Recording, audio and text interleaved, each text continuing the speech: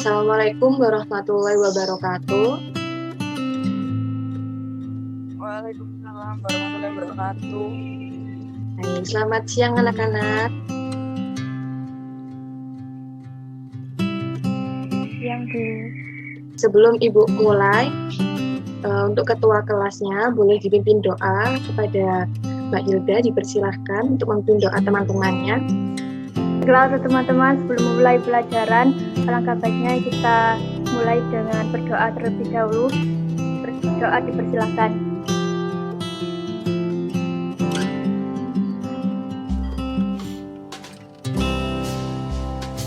Doa dapat diakhiri. Baik, terima kasih Ibu sampaikan kepada Mbak Hilda sudah dibantu untuk memimpin doa kepada teman-teman. Oke, sebelum mulai pelajaran pada siang hari ini, Ibu akan mengabsen kalian terlebih dahulu ya. Yang pertama, Eka Kurniawati, apakah hadir? Ibu. Oke.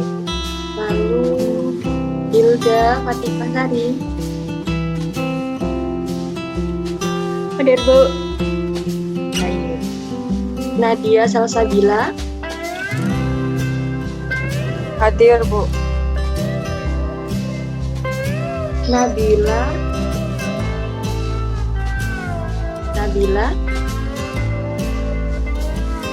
tidak masuk ini ya, kok nggak ada. Bu, alhamdulillah sakit perut. Oh iya. Oke, semoga cepat sembuh ya, kita doakan teman kita. Lalu Ulfa Nikmah. Hadir, Bu. Oke, baik.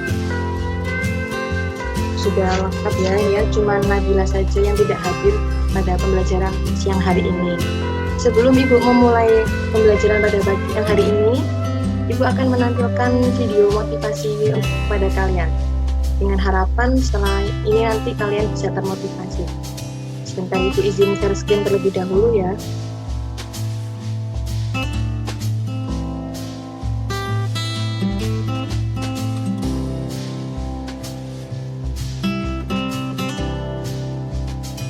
Apakah sudah terlihat share screen Ibu di layar HP kalian?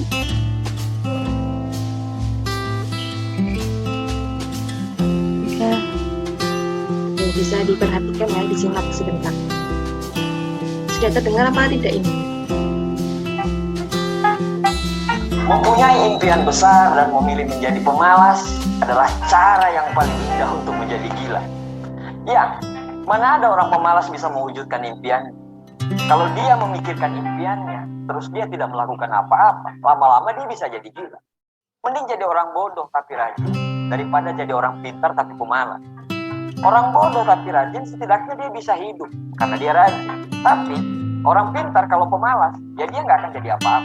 Buya Hamka pernah menulis, salah satu pengkerdilan terkejam dalam hidup adalah membiarkan pikiran yang cemerlang menjadi budak bagi tubuh yang malas, yang mendahulukan istirahat sebelum lelah. Harusnya pekerjaan tersebut bisa kamu selesaikan saat ini, tapi karena kamu malas, akhirnya kamu menundanya untuk dilakukan besok, sehingga besok pekerjaan kamu malah menjadi berlipat.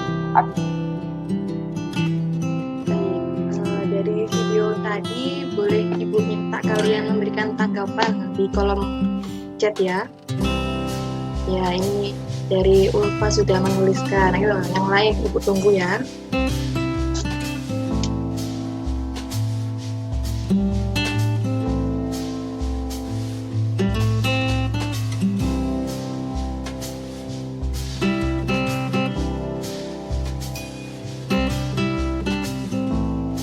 Ya, ini sudah ada dari Nadia juga. Ayo yang lain. Dari Eka sama Hilda ditunggu. Hilda ini sudah. Ayo Eka ditunggu.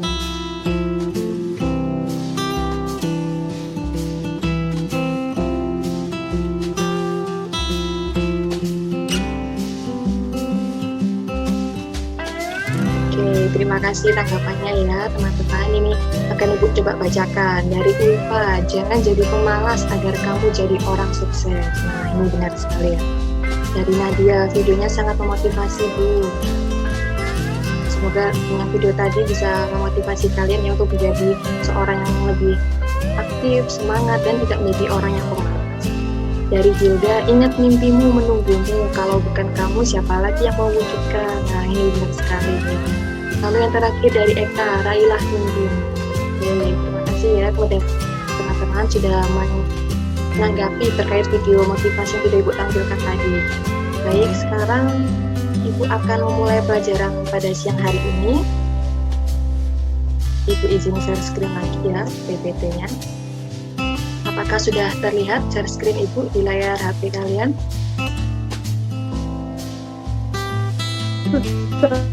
Bu.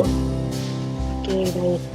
Sebelum Ibu melanjutkan materi pelajaran pada siang hari ini, Ibu terlebih dahulu akan mereview materi pada pertemuan minggu lalu, yaitu mengenai interaksi sosial.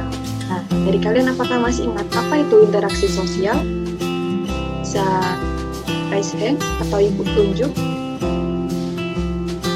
Saya Bu, Ya, silahkan Hilda.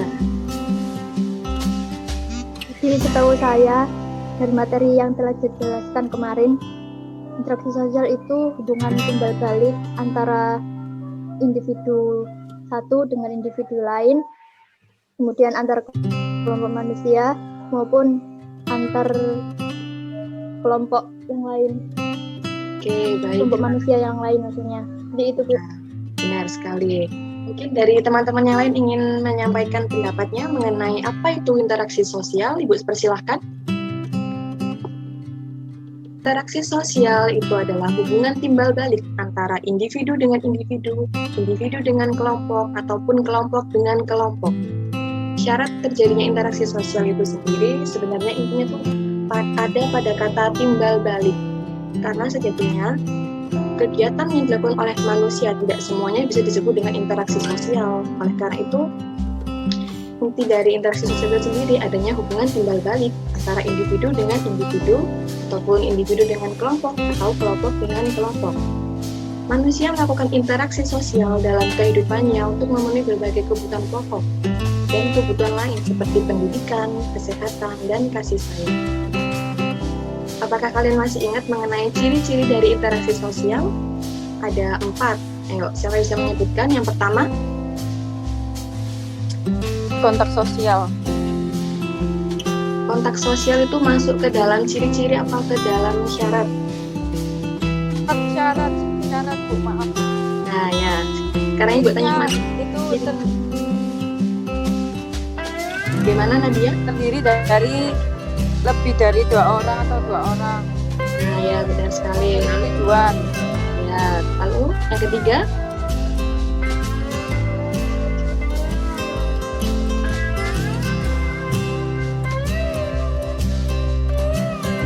boleh yang lain membantu. Tadi udah benar ya, yang pertama yaitu terdiri dari lebih 1 orang atau 2 orang, lalu memiliki tujuan.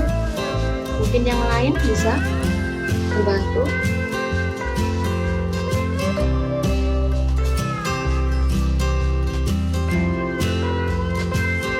Jadi ini pengertiannya ini bisa Menggunakan punya tujuan tertentu, ya tadi sudah disebutkan oleh Nadia. dimensi waktu, Ya benar. Lalu apa lagi? Ini ya adanya timbal balik. Memiliki simbol. Ya, benar. Itu tadi yang kalian sebutkan termasuk ke dalam ciri-ciri interaksi sosial. Kita akan belajar mengenai syarat dan faktor pendorong interaksi sosial. Lebih dahulu Ibu akan menampilkan kompetensi dasar serta indikator pencapaian dan tujuan pembelajaran kita pada siang hari ini. Dapat kita lihat di sini ya, kompetensi dasar dan tujuan pembelajaran pada siang hari ini. Baik, selanjutnya kita akan belajar mengenai syarat interaksi sosial. Syarat interaksi sosial itu sendiri terdiri dari 2 macam. Yang pertama yaitu kontak sosial. Kontak sosial terbentuk apabila terdapat respon, misalnya saat kita berjabat tangan, melempar senyuman, atau bahkan bertatap muka. Berdasarkan proses berlangsungnya, kontak sosial dibagi menjadi 2. Yang pertama yaitu kontak sosial secara langsung atau primer. Yang kedua, kontak sosial tidak langsung atau sekunder. Untuk kontak sosial secara langsung, contohnya saat kita berjabat tangan dan berbicara, seperti saat ini yang kita lakukan. Untuk yang kedua, kontak sosial tidak langsung atau sekunder, melalui telepon, SMS, surat, chat WA, dan lain-lain. Syarat interaksi sosial yang kedua yaitu komunikasi. Dapat diartikan sebagai kegiatan penyampaian pesan dari seseorang kepada orang lain baik secara langsung maupun tidak langsung. Orang yang menyampaikan pesan disebut komunikator, sedangkan orang yang menerima pesan disebut komunikator. Seperti saat ini, berarti Ibu di sini sebagai komunikator dan kalian yang mendengarkan Ibu atau sebagai orang yang menerima pesan disebut komunikator. Contohnya, saat siswa bertanya kepada guru dan guru menjawab pertanyaan siswa. Nah, disinilah akan terjadinya proses komunikasi. Sampai di sini apakah ada pertanyaan mengenai syarat interaksi sosial? Sepertinya tidak ada ya, baik Ibu lanjutkan. Nah, di sini terdapat 4 faktor pendorong interaksi sosial menurut Sudoyo Sukanto. Yang pertama yaitu imitasi. Imitasi itu sendiri dapat diartikan sebagai proses seseorang mencontoh orang lain atau kelompok. Yang kedua, identifikasi, yaitu apa? Kecenderungan dalam diri seseorang untuk menjadi sama dengan orang lain. Yang ketiga, yaitu sugesti. Contohnya, dapat diartikan dengan pengaruh yang dapat menggerakkan hati seseorang. Dan yang terakhir, yaitu simpati. Kemampuan untuk merasakan apa yang dilakukan, dialami, atau diderita oleh orang lain. Untuk lebih jelasnya, di sini Ibu akan menampilkan beberapa contoh gambar dari faktor pendorong interaksi sosial. Dari pengertian keempat ini, coba kita simak baik-baik. Untuk gambar yang pertama, kira-kira masuk ke dalam faktor pendorong interaksi sosial yang mana? Silahkan, yang tahu? Sugesti. Ya, benar sekali, sugesti ya. Lalu yang kedua ini, gambar ada anak kecil yang sedang sedih, lalu ada temannya datang menghampirinya. Berarti masuk ke dalam faktor pendorong interaksi sosial yang mana? Simpati. Ya, benar sekali, simpati atau kita ikut merasakan apa yang dirasakan oleh orang lain. Lalu gambar yang ketiga, di sini ada gambar seorang anak dan seorang ibu. Berarti apa? Masuk ke dalam faktor pendorong interaksi yang mana? Kasih Bu. Ya, benar sekali, imitasi, yaitu meniru perilaku dari orang lain. Untuk yang terakhir ini ada gambar seseorang mirip dengan Barbie. Berarti masuk ke dalam faktor pendorong interaksi sosial yang mana? Identifikasi, Bu. Ya, benar sekali. Jangan sampai dulu ya antara imitasi dengan identifikasi. Jika imitasi kita hanya meniru perilaku seseorang untuk menjadi sama dengan orang tersebut, tetapi jika identifikasi kita sampai merubah bentuk tubuh kita untuk menjadi sama dengan orang lain. Oke, untuk saat ini itu yang bisa Ibu sampaikan. Apakah dari kalian ada yang ingin ditanyakan terkait materi hari ini mengenai syarat dan faktor pendorong interaksi sosial? Ada Bu. Kalau tadi kan yang identifikasi itu sampai merubah bentuk merubah dirinya menjadi apa yang dia idolakan. Nah, kalau tadi kan Ibu contohkan pakai tokoh Barbie ya. Ya. Ya, yang saya tahu Bu, ada seseorang itu yang mengubah bentuk tubuhnya itu menjadi kayak animal. Jadi dia itu sampai mentato, sampai memotong lidah dan lain-lain untuk menirukan sebuah binatang. Jadi itu termasuk identifikasi atau enggak? Terima kasih. Sekali itu juga termasuk ke dalam identifikasi. Pokoknya jika seseorang tersebut sampai merubah bentuk yang ada di dalam tubuhnya untuk menjadi sama seperti idolanya, itu dinamakan identifikasi. Baik, jika sudah dipahami, Ibu akan membagikan LKPD kepada kalian. LKPD itu sendiri nanti dikerjakan secara individu. Ibu beri waktu sekitar 5 menit, mungkin cukup ya, nanti kita presentasikan, Ibu akan tunjuk. Bentar, Ibu kirim ke grup WA ya, LKPD-nya. Ibu stop screen dulu. Ya, sudah masuk kan, berarti itu LKPD yang Ibu kirim di grup WA kelas. Betul. Ya, sekarang kalian boleh mengerjakan, Ibu beri waktu 5 menit. Oke, Ibu izin share screen dulu mengenai LKPD. Sambil kalian mengerjakan. Apakah sudah selesai LKPD yang kalian kerjakan? 3 menit lagi ya. Setelah itu kita akan membahas bersama-sama. Oke, baik. Sekarang kita mulai mempresentasikan ya. Untuk yang pertama, Nabila.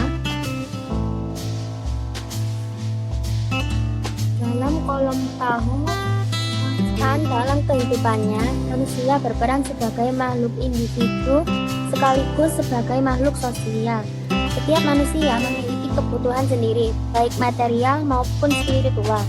Namun kebutuhan tersebut tidak akan dapat terpenuhi tanpa adanya bantuan dari orang lain. Kenyataan inilah yang menyebabkan terjadi interaksi sosial dalam masyarakat. Baik, terima kasih Nabila atas jawabannya ya. Kita lanjut ke kolom yang ingin. Silahkan, Nova. Baik Bu, mengenai template ingin ada 3 pertanyaan yang saya buat. Yang pertama, apa yang dimaksud dengan interaksi sosial? Kemudian yang kedua, sebutkan syarat terjadinya interaksi sosial. Kemudian yang ketiga, yang terakhir, apa saja faktor yang mendasari berlangsungnya proses interaksi sosial. Sudah Bu, terima kasih. Ya, terima kasih Nova atas pertanyaannya. Baik, sekarang di kolom terakhir yaitu pelajari, boleh dibantu Nadia untuk menjawab pertanyaan dari Nova yang tadi sudah disebutkan. Jadi interaksi sosial merupakan hubungan timbal balik antara perorangan atau antar kelompok maupun antar orang perorangan dan kelompok manusia. Untuk pertanyaan yang kedua, syarat-syarat terjadinya interaksi sosial yaitu interaksi sosial memiliki 2 syarat, kontak sosial dan komunikasi. Ya, benar sekali disebutkan oleh Nadia. Terima kasih Nadia atas jawabannya. Selanjutnya, lanjut masih kurang 1 pertanyaan yang belum terjawab, yaitu mengenai faktor pendorongnya. Boleh dibantu untuk Mbak Eka presentasikan hasil kerjanya. Faktor imitasi merupakan proses seseorang meniru dan mencontoh orang lain atau kelompok lain. Kedua, asosiasi merupakan faktor proses seseorang mempengaruhi baik pikiran, hati, atau perasaan perilaku orang lain. Baik, terima kasih Mbak Eka atas jawabannya. Benar ya, yang dikatakan oleh Eka. Boleh dilanjutkan, masih kurang 2 lagi faktor pendorong terjadinya interaksi sosial. Mbak Hilda, silahkan.